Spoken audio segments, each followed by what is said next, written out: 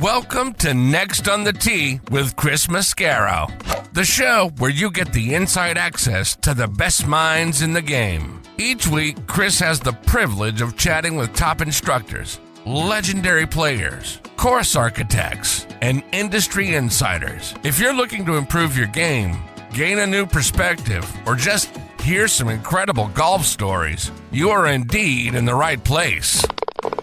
You see, Chris, let me tell you something, I haven't spoken to a press man in my life that is knowledgeable, seriously, as you are. Never. You do such a great job. It kind of makes me feel good all of a sudden. You do so much for the game. You're so kind to all of us that are out there in the game. You know, we need more people like you in the game of golf. Thank you for pressing play. Now, grab your clubs, step up to the tee, and let's get started. This is Next on the Tee. Hello, folks, and welcome into a very special bonus edition of Next on the Tee. I'm your host, Chris Mascaro, and boy, do I have a special conversation coming up for you. I had the privilege of getting to spend some time again with sports writing's version of a rock star, Rick Reilly. This is the third time that I virtually sat down with Rick to talk golf and about some of his books. And this time we focus on three of those books: Commander-in-Chief, Who's Your Caddy, which he's coming out with a sequel to, oh, by the way, and So Help Me Golf. You're going to hear Rick's thoughts on President Trump's latest club championship wins, and I put that in air quotes. The president claims to have won his regular club championship, the senior club championship, and the member guest alongside Finnish President Alexander Stubb. Rick also shares his thoughts on whether the PGA Tour and LIV Golf are ever going to get to that merger that they keep talking about.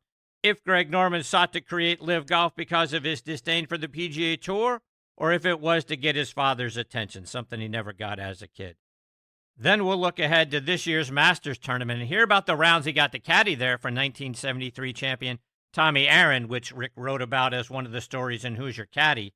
So, folks, Rick is funny, he's entertaining, he's knowledgeable, and a fantastic storyteller. I think you're really going to enjoy what you're about to hear. So, sit back, relax, let us take your mind off everything else going on in your life for the next 40 minutes or so. Okay, before we get started, I want to give a shout out to our good friends over at the Pittsburgh Tribune-Review. TribLive.com is the leading news website for Western Pennsylvania with news around the clock. Pittsburgh pro sports coverage, a high school sports network, a podcast network, which you can find Next on the Tee on. So go out and bookmark TribLive.com or download the Trip Live app for free and stay up to date with all the news in Western Pennsylvania and this show. I also want to talk about our friends over at the Pittsburgh Brewing Company and Iron City Beer, a brand that I have loved my whole life and started drinking when I was 21 years old, of course. Whether you're a hacker or a scratcher, the secret to a successful day on the links is knowing when it's time to grab an iron, even if that means keeping it in the bag till the 19th hole. If it's been a while since you've reached for Pittsburgh staple beer, it's time to revisit Iron City. Thanks to their incredible new facility in Creighton, the best-tasting Iron City beer ever made is now available at a course near you. Iron City pairs well with any lie and sky and serves as a friendly reminder that there's always next round. Iron City beer, best enjoyed while enjoying life. And folks, this year, get ready to experience the game like you've never experienced it before at the Keep. It's the brand new Bill Bergen and Reese Jones co-designed course up at Macklemore. Nestled high atop Lookout Mountain, the Keep offers breathtaking vistas that are even more spectacular in person than they are in the pictures and the videos. With its challenging layout and awe-inspiring views, every round there is an unforgettable adventure. Whether you're taking on the signature holes or just soaking in the scenery, the Keep is where your best golf meets nature's finest backdrop. So grab your clubs and join us up at Macklemore this year. The Keep is open for preview play and it's waiting for you. But you gotta hurry now because spots and availability are filling up fast. So don't wait. Check out both courses, the Highlands and the Keep, for yourself online at themacklemore.com. And then do yourself and your buddies, or yourself and your family a solid by getting your spot reserved now. And experience distance and forgiveness all at once with the new QI35 driver from TaylorMade. QI35 is designed to give golfers more distance from more of the face while maintaining maximized forgiveness through high MOI designs. Whether you're looking for low spin and maximum workability or easy launch and plenty of adjustability, it's available in low spin, core, and max models.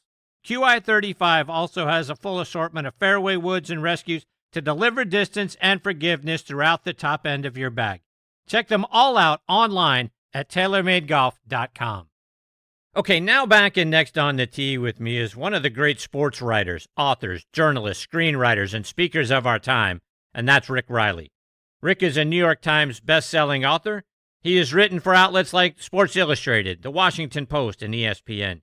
He's been voted the National Sports Writer of the Year 11 times. He's also been recognized with the Damon Runyon Award for his outstanding contributions to journalism.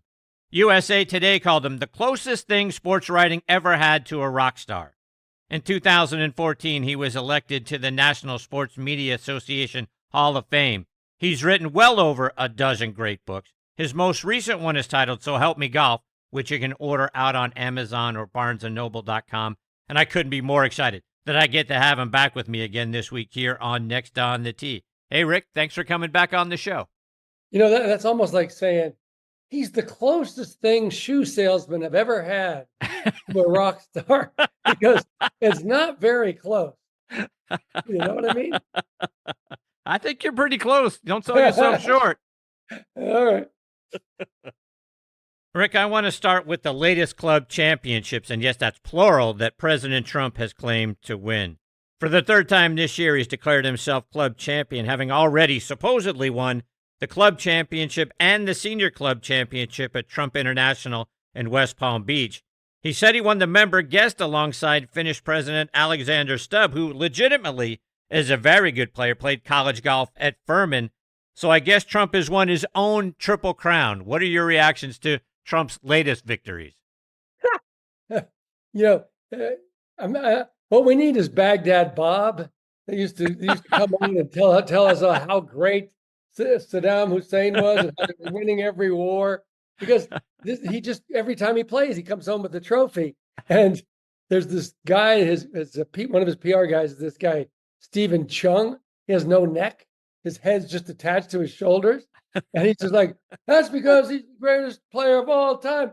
The man is 78 years old.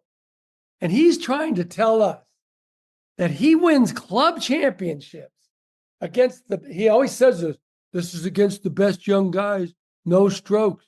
I don't get any strokes. And he's trying to tell us that at 78, year after year after year, he's beating the best players. And it's just so stupid. I mean, I could see lying about maybe you won the super seniors, but I just checked around just for laughs with my buddies who belong to clubs. Everybody's club champion is about somewhere between 22 and 35. I'm talking about Wingfoot, Pine Valley, Cypress, really good courses.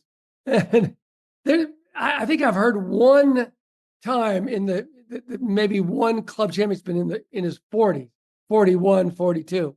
Nobody 50s, nobody 60s. And this guy wants us to believe at the end of his 70s, and you've seen the way he chips like Edward Scissorhands. You saw in the DeChambeau video that he's got the yips with his putting. It's all wristy and it just explodes off the club face because it looks like it suddenly happened. And he can't chip at all. The caddies kick it out of the bunkers, they kick it out of the rough, they throw it out of lakes. And we're supposed to believe this guy is beating college golfers and really good players every year. And we know it's bullshit because he told me it was bullshit before he ran for president. He said, I got 12 championships. Golf. And I'm looking at him like, 12 what? 12 club championships. I'm like, no way. No way. You're a 10. Not bad for a 10, but there's no way. He goes, no, I got a secret. What's your secret? Whenever I buy a new course, I play the club championship by myself, and there you go. I'm the champ. And so, and the thing is, people believe this. Like last year, he went to, he said, he came back from did something. Oh, he wasn't even president. He came back, he said, came out on Monday, he said, I'm so proud. I just won the 2-day club championship at somewhere. I think it was Mar-a-Lago. I just feel really good about it. That's against the young guys. And I happen to point out that he was at a funeral in North Carolina on Saturday. And I checked with the club. It was a 2-day tournament, Saturday and Sunday. So a reporter put this to him. Well, apparently it's a 2-day tournament. And we know you were at like Jazz and Diamonds. One of those people died, went to her funeral. So how could this be? And he goes, oh, I played really good earlier in the week, so they let me put that in. it's just like a 6-year-old playing Monopoly. It's just cheating and money that he's stolen coming out of his pockets, and he's throwing the ball. And it's just unbelievable to me. Well, he said this recent championship is likely going to be his last, but I don't know. I don't know that his ego will ever allow another name to be on the club championship plaques at all these courses that he's won at while he's still alive. Can you imagine that he's like, yeah, it's all right. You go ahead. You can be the club champ now. No, because I've come across people like this before, not many, and they have a hole in their self-esteem bucket. It's constantly leaking. And so guys like this have to have someone say how great they are 3, 4, 5 times a day. And that's why when he plays golf, he has 2 people in a cart that are just working the internet, looking for positive tweets, Instagrams, articles, anything positive about him. And they print it out and show it to him in between green and tee because he's got to have that bucket filled up. So that's why 2, 3 times a year, he pretends to win these golf tournaments when you and I know. In fact, I put $100,000 up saying I'm a 5. I'll play him at a 3. He says he's a 2.9 for $100,000. And all my only rules are there has to be a USGA official with each of us, and there has to be a camera. And it can't be at his course, some other course, not my course, just any course. And so it's a fair tournament, which it never is. He's never won anything at a course he doesn't own, operate, and can fire anybody that says he's not the president. And, he played, I think he played 6, 7 times at Pebble Beach, never finished in the top half of the amateurs. Many times he was in the bottom 4th. He played 3 times at Lake Tahoe. I know because I played him one of the years he was there, the Stormy Daniels year. He never finished in the top half there.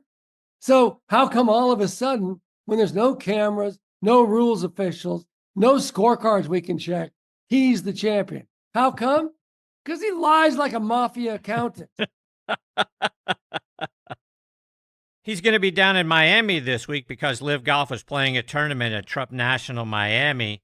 Earlier this year, Trump met with Jay Monahan, Tiger, Adam Scott, and Yasser Al-Rumayyan in the White House to try to hammer out a merger between the 2 tours. And if you listen to Trump, plus some people around the game, they said the meeting went well and a merger would be announced. LIV likely is going to be relegated to some meaningless tournaments in the fall. Trump said he thought a merger was probably going to happen. Then a couple of weeks later, people more in the know said the meetings didn't go well at all, and we're no closer to them coming together than we have been. Do you think a merger ever takes place? Okay, I have 2 answers. No, I don't think it ever comes back together. And the second answer is, why would the PGA want to take on this absolute lead balloon of an idea that has gone through $2 billion that doesn't outdraw a goddamn Papa-Shot tournament on the Ocho? Nobody watches this. They're playing 3 days in a scramble that nobody likes. And just because some Saudi princes threw all this money at these guys, thinking somehow they could sport wash their terrible reputation for killing gay people, jailing journalists, jailing protesters, doesn't mean you need to be part of it. Why? Why does everybody think the PGA Tour needs to combine with these people? This is going to die of its own weight within a couple of years because and even if it doesn't, who cares?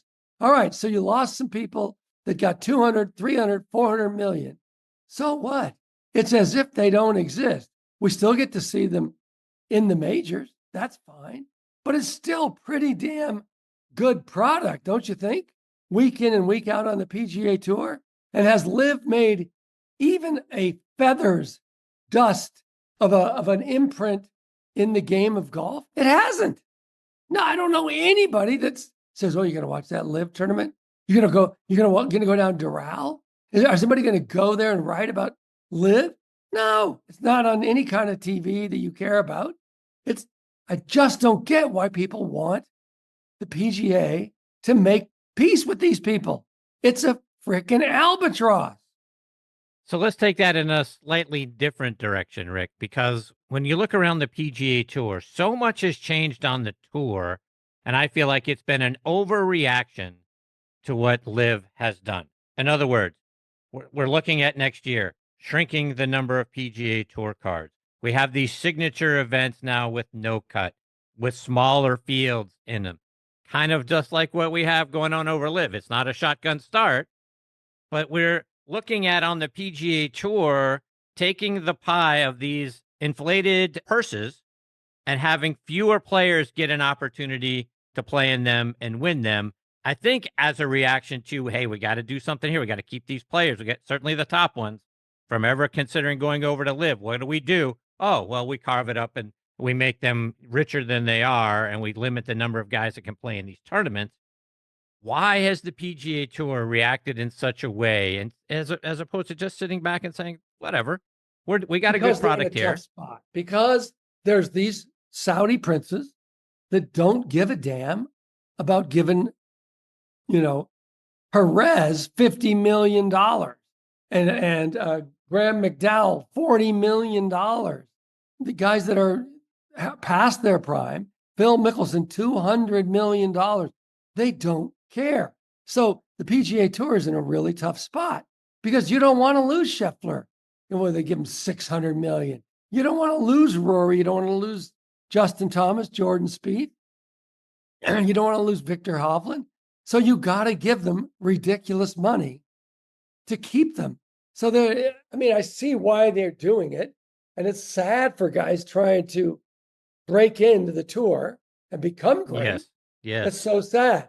But blame the Saudis. That's who you blame because they're the wild card. It's like when you play poker with a really rich guy and he's just bluffing and throwing in and he never folds. And it's not a real game of skill because he's got all the money. He's got his own, he doesn't care. So it ruins the game. And that's what the princes have done. So where do you think all of this ends up? Do you think LIV just exists for however long they decide they want to exist, and it's just these two disparate tours?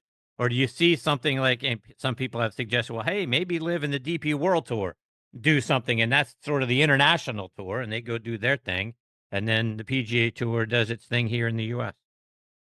I think the princes get bored and decide, hey, let's put $10 billion in pickleball and give Jorge Manchurias $500 million to play pickleball on the WB network or whatever stupid network, because that's what we're talking about with golf.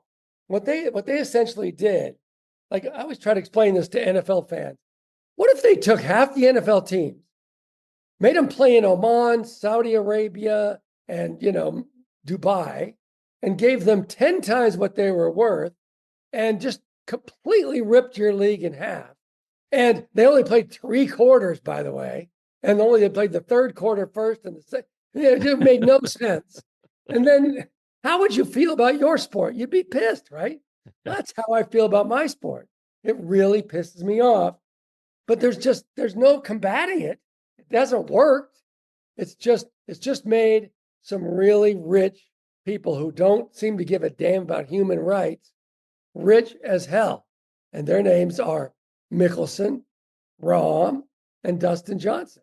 They took the money. It's blood money. They don't care. How different is this from what we saw back in the 80s with the USFL?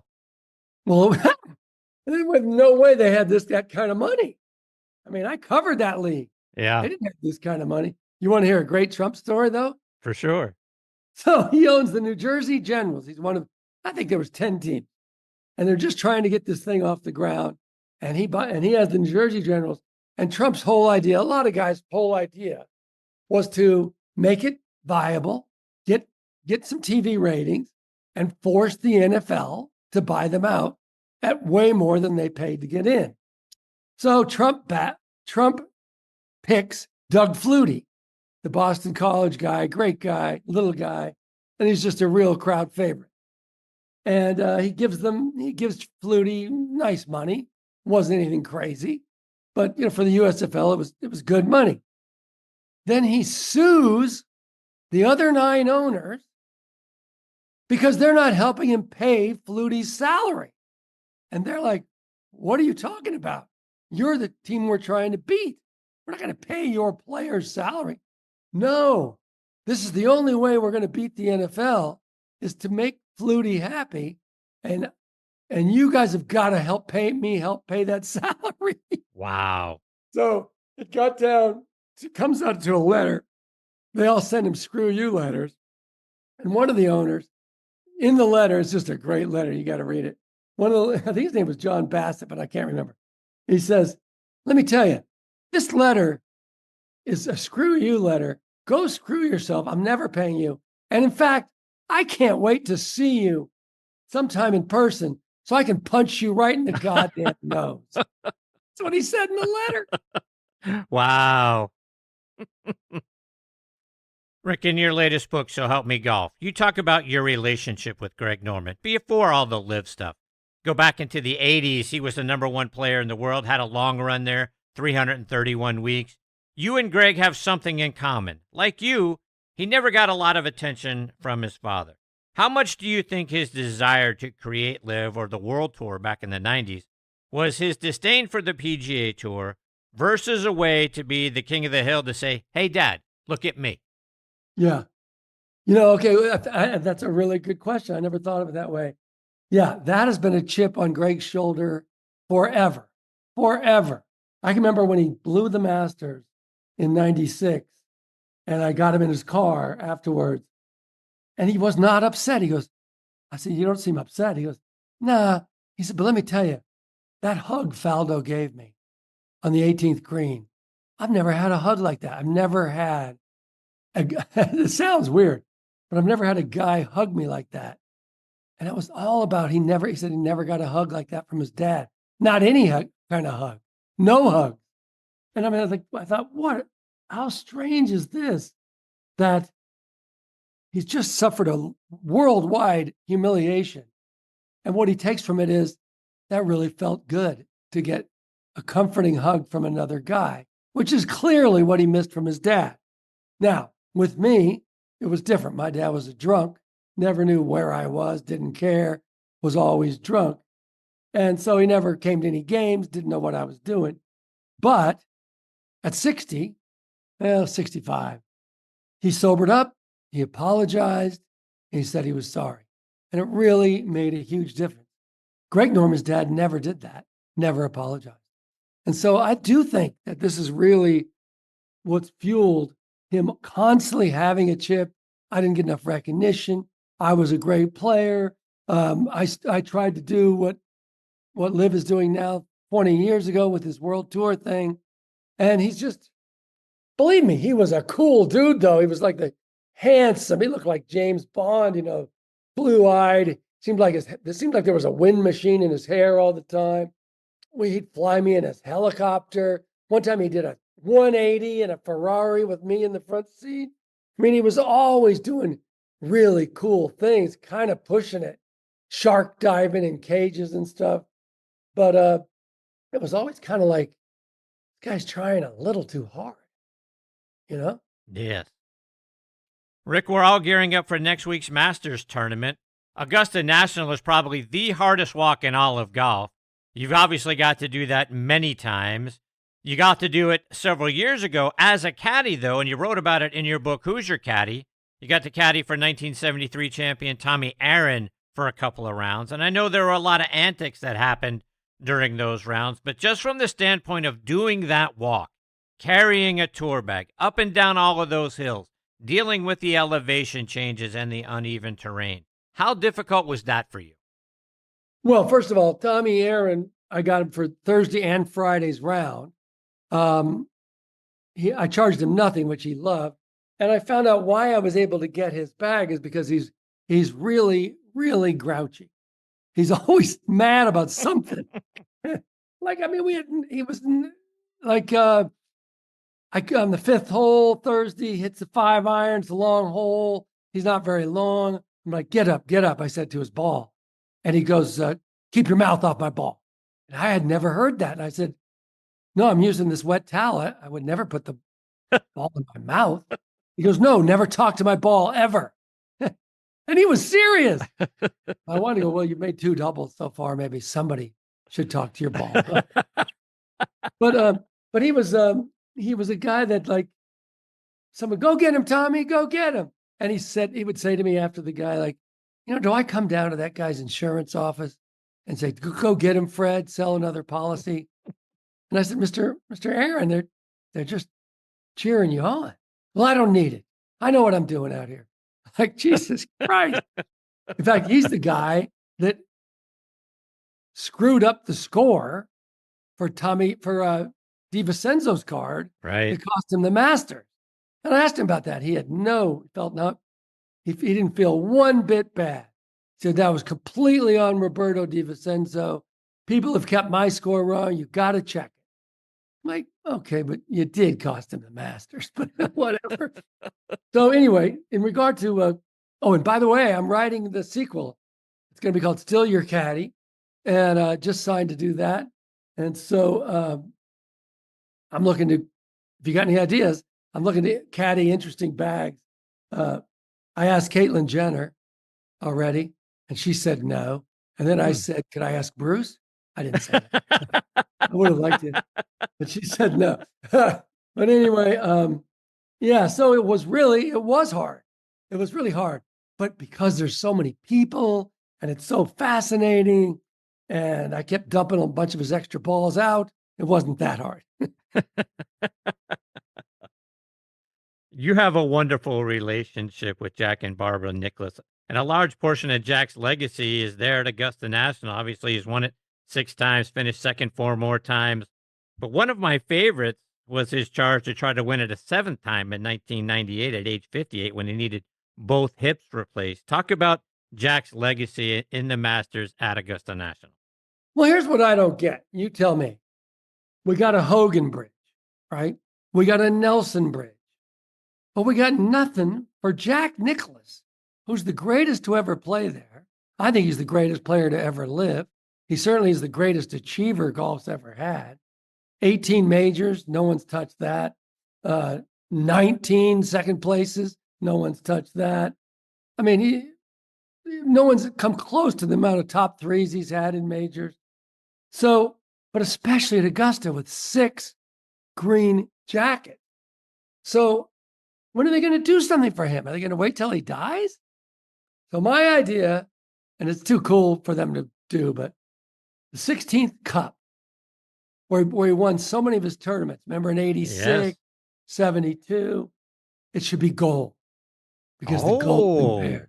Wouldn't that be cool? You. Yes. And every time you reach in there, it's gold. Yes. It'd be so subtle and cool. But it's too good of an idea. But they should do something, my God. Because, he can hardly play anymore. His back and legs are so bad.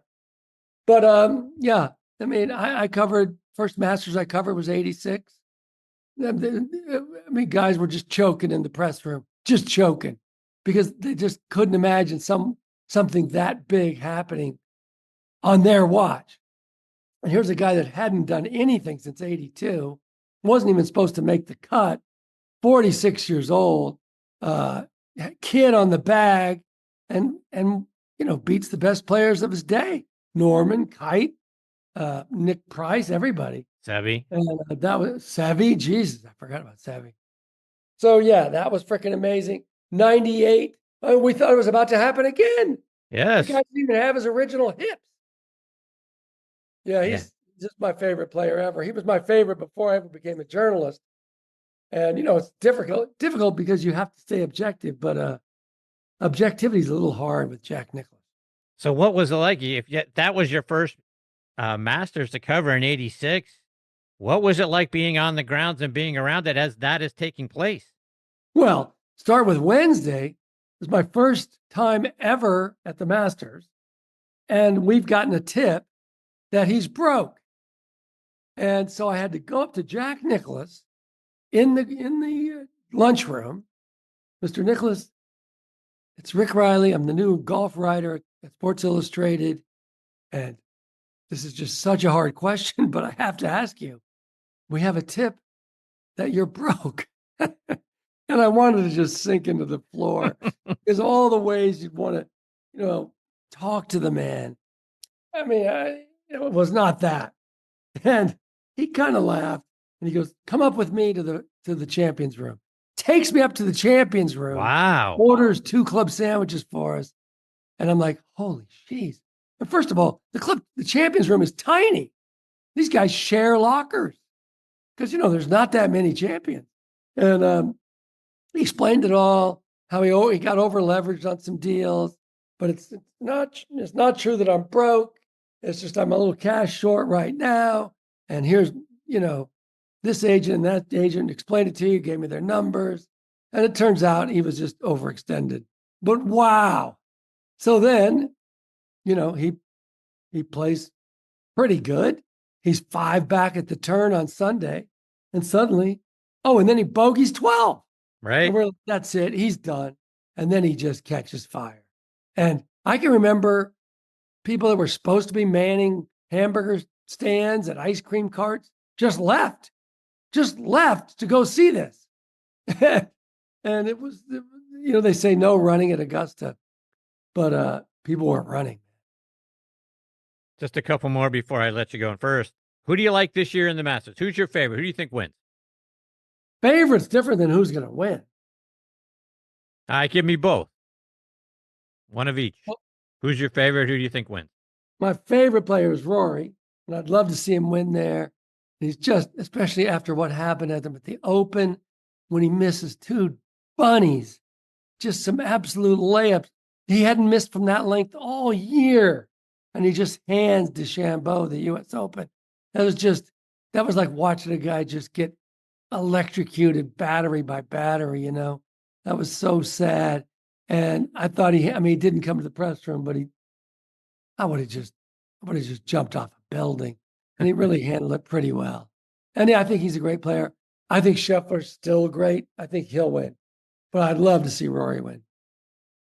So lastly, I got to take umbrage with an article you recently wrote in the Washington Post because I told my wife, when I die, I want her to spread some of my ashes under an azalea at Augusta National. And I don't mind if you decide to play a shot like Min Woo Lee's caddy had to talk him out of this past week at the Houston Open. Get on your knees, punch the ball out, the branches. If you play the ball off me, I'm fine with that. I hope I improved your lie a little bit.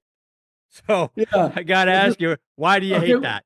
Yeah, so I wrote this piece for a little column for the Washington Post. It was meant to be humorous, but people sure got mad. I said, stop spreading your grandpa's ashes on my favorite golf courses. I want to play Pebble Beach, not your uncle, and stop sneaking because it's illegal. And people do it at Wrigley Field, Fenway, Dodger Stadium. Like, how many Cubs have slipped rounding your aunt? You know what I mean? and so this is ridiculous. So, go ahead. So I don't know if you ever read my book, Missing Links, where they sneak one of their favorite Chuck and Charlie's ashes into the divot mix and put it in the divots. Now that's fair. I like that because I throw my ball out. Most of my buddies throw the ball out of the divot anyway. But if I would love to know how many people have done that at Augusta. Yeah, I bet you thousands. Don't you think? Yes, 100%. There's It's no not question. It's not good for the plants. Yeah, it's not like fertilizer. No. The other thing is they do it because I live at the beach and people do it on the beach. It's like, I run through this bare feet. I don't want to run through your best friend's ashes. You're supposed to go up 3 miles out, but and so people got all mad about it. It meant a lot to me, so okay, well, just don't tell me you're doing it because it's kind of But yeah, who's going to do it for you, Chris?